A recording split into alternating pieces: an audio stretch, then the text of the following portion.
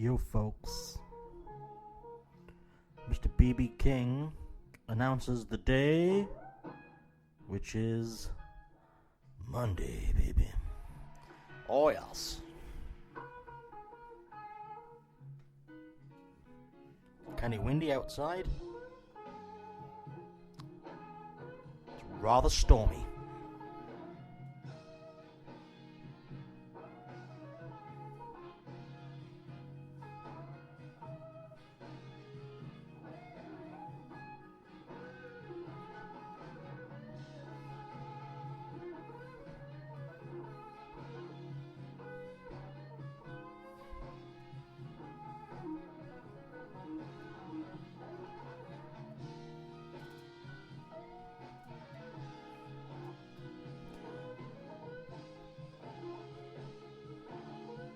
He's going to tell you all about it in a bit.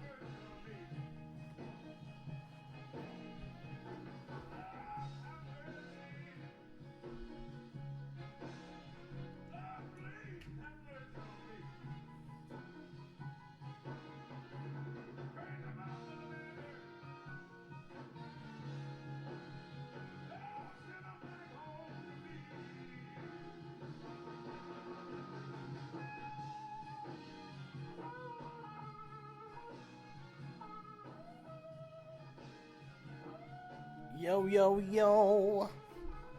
Oh, yes. Mr. BB King. Yes, it's Monday. I said I'd do a daily one. Obviously. First one.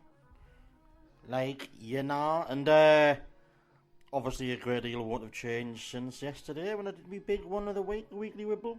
This is the Daily Dribble. Monday the 9th of November. News. Well, start of the day that basically went on about Corbyn, so I mentioned last night.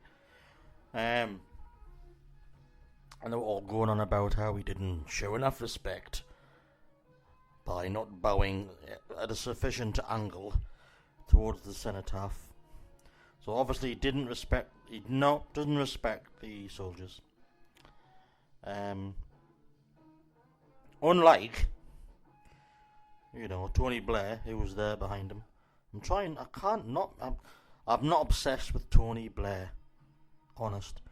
But, he was stood behind him with a face like a fucking smacked arse. And then I was quite repulsed at the fact that he was there, like I said yesterday. But he didn't bow sufficiently, according to the right-wing press, the Telegraph, the Mail, and obviously, the Sun. If you buy the Sun and read the Sun, you're actually purposefully becoming a fucking idiot. You're making a conscious decision to be a dickhead. You're a bigger tit than anything on page 3. Stop buying the fucking Sun. It's like the worst drug. It's destroying your brain cells. Just didn't buy it. It's utter bollocks. They spend most of the time fucking repealing stories that they've fucked up. They lie.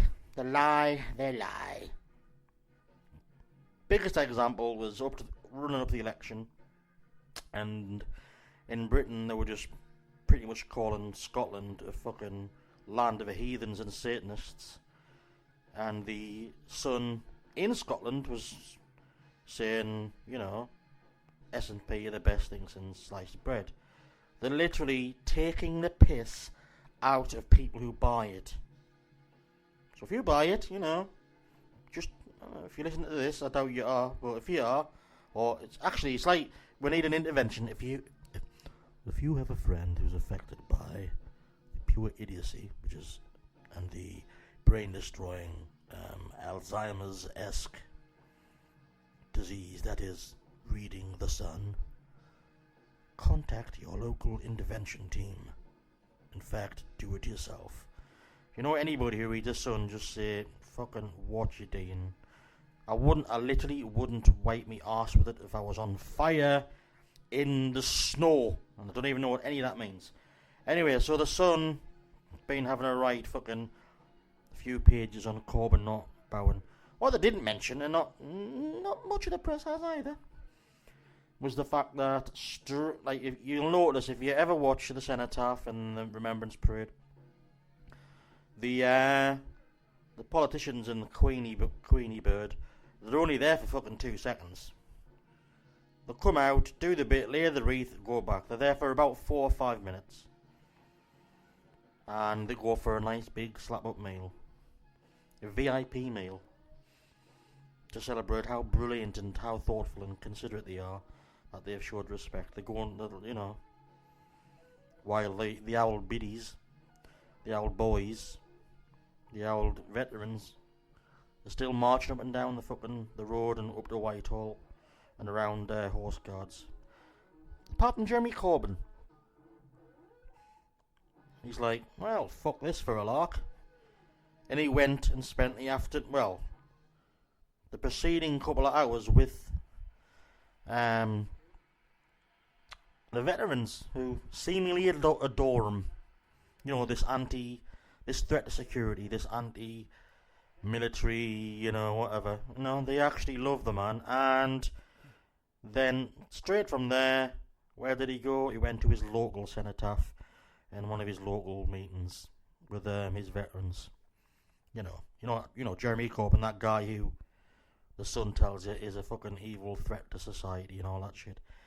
Utter fucking wank. So if you actually part with money to buy the Sun,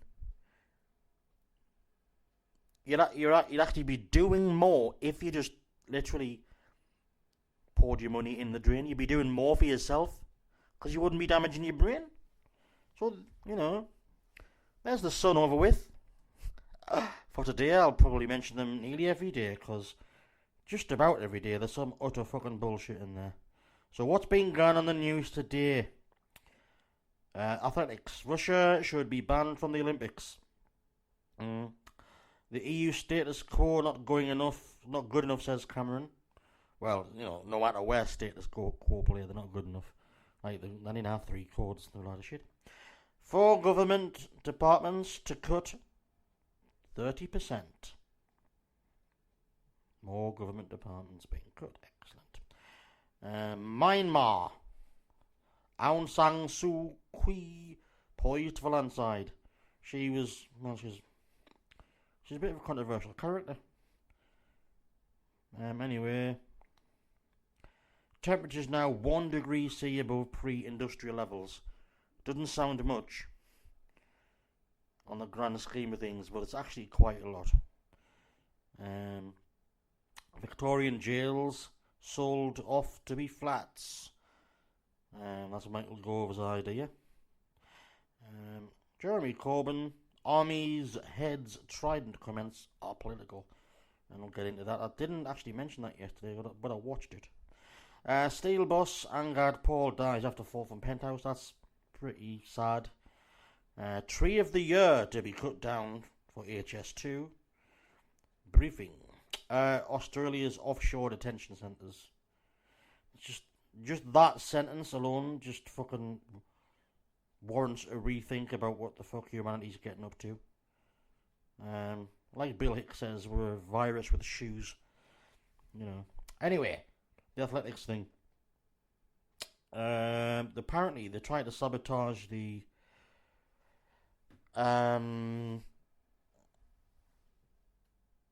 They tried to sabotage the Olympics in 2012 with doping. They were sponsoring doping, apparently. Like, I know it's taken 3 years to realise this or whatever, so I don't understand the whole concept.